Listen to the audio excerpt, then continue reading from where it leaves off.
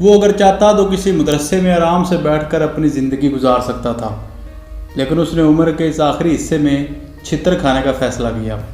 آج ہم پاکستان کے ایک ایسی مقبول شخصیت کے بارے میں بات کرنے جا رہے ہیں جو پچھلی 3 دہائیوں سے کسی نہ کسی طرح حکومت میں ہیں۔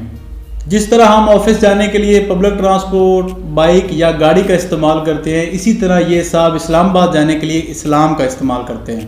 ان کے بارے میں مشہور ہے کہ جیسے گاڑی چلانے کے لیے پیٹرول یا ڈیزل کی ضرورت ہوتی ہے، ویسے ہی حکومت چلانے کے لیے ہمیشہ ان کی ضرورت ہوتی ہے، یعنی کہ حکومت چلانے میں یہ ڈیزل کا کردار ادا کرتے ہیں۔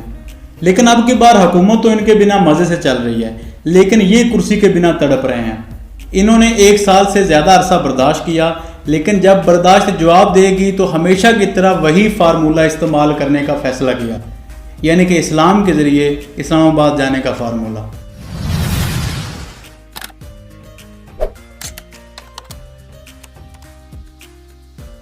25 جولائی 2018 کا سورج ان کے لیے قیامت بن کر طلوع ہوا، کیونکہ مولانا صاحب اپنی دونوں سیٹیں ہار چکے تھے۔ اب نہ تو کشمیر کمیٹی کی چیئرمین شپ رہی تھی، نہ 22 نمبر بنگلہ، اور نہ ہی 44 لاکھ کی لسی ملنے والی تھی، کیونکہ عمران خان تو شروع سے ہی مولانا کے خلاف تھے اور عمران خان ہی حکومت میں آ رہے تھے۔ اس لیے مولانا نے الیکشن کو فوری طور پر دھاندلی زدہ قرار دے دیا۔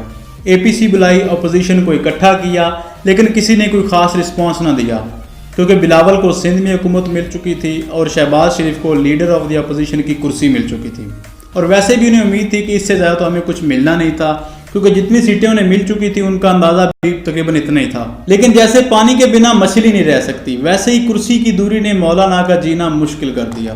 کرسی کی تڑپ جب حد سے بڑھ گئی تو مولانا نے اپنی ایک آرمی تیار کر ڈالی اور لگے ہاتھوں گارڈ آف آنر بھی لے لیا۔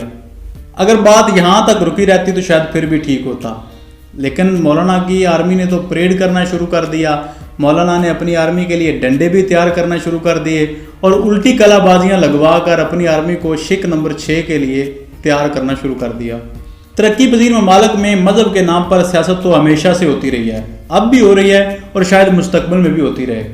اب اگر ہم انڈیا کو ہی دیکھیں تو انہوں نے اپنے مذہب کے حساب سے جو سب سے کٹر ہندو جماعت تھی، یعنی کہ بی جے پی، اس کو دوسری دفعہ ووٹ دے کر اسمبلی میں بھیج دیا۔ معصوم اور نادان لوگ ان مذہب فروشوں کی باتوں میں آ جاتے ہیں اور کٹنے اور مرنے کے لیے تیار ہو جاتے ہیں۔ اس لیے یہ لوگ اپنی سیاست کے لیے مذہب کا استعمال کرتے ہیں۔ اسی لیے مولانا اس مہم جوئی کے لیے مدارس کے بچوں کو استعمال کر رہے ہیں۔ ویسے تو یہ دھرنا دینا یا احتجاج کرنا خالصتاً ان کا سیاسی معاملہ ہے، لیکن اس میں بھی وہ مذہب کو بیچ میں لے آئے ہیں، کیونکہ مذہب کے بغیر ان کی دال نہیں گلتی۔ حالانکہ مذہب کو استعمال کیے بغیر بھی اس حکومت کی بہت سی غلطیاں ہیں جن پر احتجاج کیے جا سکتے ہیں، جن کے خلاف بات کی جا سکتی ہے۔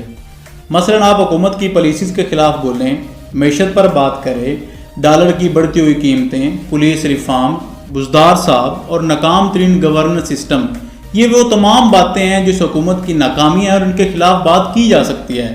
لیکن یہ وہ تمام چیزیں ہیں جن سے مولانا کو نہ تو کوئی سروکار ہے، نہ ہی کوئی دلچسپی۔ انہیں صرف اور صرف اپنی کرسی چاہیے، وہ کسی بھی قیمت پر ملے، چاہے مذہب کو استعمال کر کے ملے، چاہے مدرسے کے بچوں کو مروا کر ملے، کسی طریقے سے بھی ملے، مولانا کو اپنی کرسی چاہیے۔ اقتدار کی بھوک بہت بڑی بھوک ہوتی ہے۔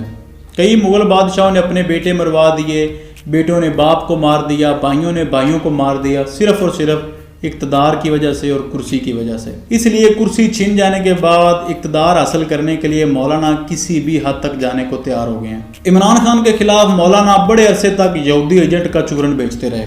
وہ چورن کافی حد تک بکتا بھی رہا۔ معصوم لوگ مولانا صاحب جیسے لوگوں کی باتوں میں آتے بھی رہے، لیکن جو عمران خان نے اقوام متحدہ کے فلور پر کھڑے ہو کر تقریر کی، اس نے اس مولانا کے سارے چورن میں پانی ملا دیا۔ اس تقریر کے بعد عمران خان کے مخالفین بھی کہنے لگے کہ دنیا کے سب سے بڑے فورم پر کھڑے ہو کر جس طرح عمران خان نے اسلام کا دفاع کیا ہے، ایسے آج تک کسی مسلم لیڈر نے نہیں کیا۔ کئی مذہبی حلقے عمران خان کی تعریف کرنے لگے اور انہیں سچا مسلمان کہنے لگے، کیونکہ لوگوں نے اپنی آنکھوں سے دیکھ لیا تھا کہ عمران خان نے کیسے اقوام متحدہ کے فلور پر کھڑے ہو کر کہا کہ لا الہ الا اللہ، اللہ کے سوا کوئی معبود نہیں، اور اگر ہمیں لڑنا پڑا تو ہم لڑیں گے۔ And my belief is La ilaha illallah, there is no God but one, and we will fight. And when لیکن مولانا اب بھی مذہبی کارڈ کھیلنے کو تیار بیٹھے ہیں، اور دوسری طرف حکومت بھی ان سے نمٹنے کے لیے بالکل تیار بیٹھی ہے۔ پہلے مرحلے میں تو حکومت ان سے مذاکرات کر رہی ہے، اگر مذاکرات ناکام ہوئے اور یہ دوبارہ دھرنے کی یا احتجاج کی کیفیت آتی ہے تو جو وفاقی وزیر داخلہ ہیں بریگیڈیئر ریٹائر اعجاز شاہ، انہوں نے تو پہلے ہی کہہ دیا ہے کہ احتجاج کریں، ضرور کریں، یہ ان کا جمہوری حق ہے، لیکن اگر قانون کو ہاتھ میں لینے کی کوشش کی تو ریاست ضرور حرکت میں آئے گی اور ان کی چھترول ہوگی۔ یہ تھی آج کی ویڈیو۔ پسند آنے کی صورت میں آپ ویڈیو کو لائک کریں، میرے چینل کو سبسکرائب کریں اور ساتھ بیل آئیکن بھی دبا دیں تاکہ مزید آنے والی ویڈیو آپ کو ٹائم پر مل سکیں۔ بہت بہت شکریہ۔